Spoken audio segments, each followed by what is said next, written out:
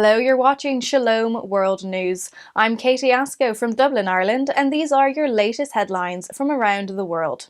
On Tuesday, September 22nd, the remains of servant of God Father Emil Kapaun were handed over to his family and representatives of his home Diocese of Wichita at Pearl Harbor in Hawaii.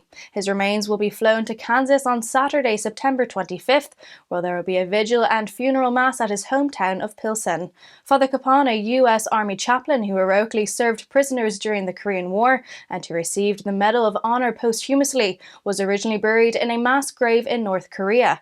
In 1954, the Chinese authorities sent remains of 4,200 U.S. prisoners of war to South Korea, which were later interred at the National Memorial Cemetery in Hawaii. In March this year, scientists were able to identify Father Kapaun's remains using DNA testing.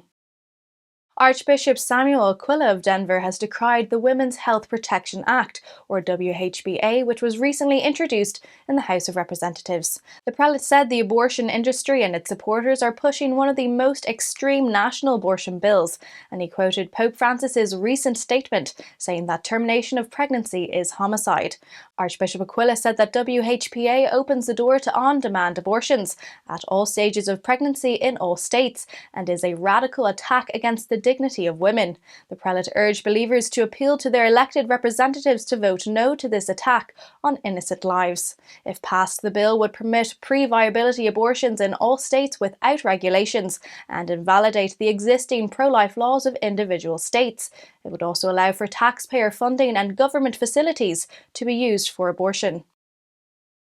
Cardinal Sean Patrick O'Malley of Boston in the US has said that the Church needs a pastoral conversion among priests and bishops to bring healing and reconciliation to victims of clerical abuse. The Cardinal, who's in charge of the Pontifical Commission for the Protection of Minors, was a key presence at the recent conference on safeguarding minors in Warsaw, Poland. He said many victims of abuse are looking for a path back to the Church, they feel rejected and fear that they would not be believed.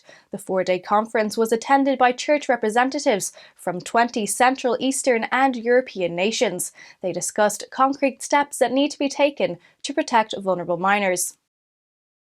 The pro-life governor of Texas, Greg Abbott, has signed a new bill into law which enhances the curbs on mail-order abortion pills. The bill, named SB 4, pushes back the limit on prescribing abortion-inducing medicines from the current 10 weeks gestation to 7 weeks. The governor has signed the provision into law despite the President Biden administration already suing the state over its enactment of a fetal heartbeat law.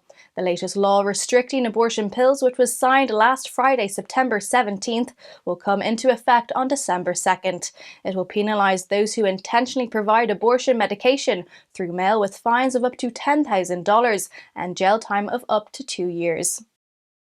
The Catholic prelates of Vietnam have paid glowing tributes to two 17th century French bishops who laid the foundation of the Catholic faith in their country. Bishops Lambert de la Motte and François Palu established a seminary in Thailand in 1665 and ordained the first Vietnamese priest 3 years later. Head of the nation's Episcopal Conference, Bishop Joseph Do Man Hung, recently organised an event to pay homage to the two missionaries. Bishop Hung said missionary de la Motte moulded the first generation of Vietnamese priests and also founded the Lovers of the Holy Cross congregation, which renders great service to society. The congregation has 11,000 members and comprises 24 communities in Vietnam and 6 overseas. Today, the church in Vietnam has 7 million believers spread across 4,500 parishes, which are served by 4,000 priests and 35,000 religious. There are also 2,500 seminarians in 11 major seminaries. In the U.S. state of Nebraska, Governor Pete Ricketts has urged residents to take part in upcoming pro-life events. The governor said that Nebraska is a pro-life state and people should use the opportunity to pray for an end to abortion and support expectant mothers and families. One event he is referring to is 40 Days for Life, a globally coordinated campaign to end abortion through prayer and fasting. It began on September 22nd and will conclude on October 31st. Others are Life Chain on October 3rd, in which pro-lifers will bear prayerful public witness to life, and the annual Walk for Life on January 29th next year in the capital city of Lincoln. The humanitarian crisis in Myanmar's Chin state has worsened as clashes between government troops and ethnic militia have displaced more than 20,000 people. The Christian majority state in the predominantly Buddhist country shares a border with Bangladesh and India. Many residents of Chin have fled to the state of Mizoram in India, and unofficial reports indicate that more than 20,000 people have taken refuge in Mizoram since February. The conflict between the Chinland Defence Forces and government troops has also damaged a number of churches.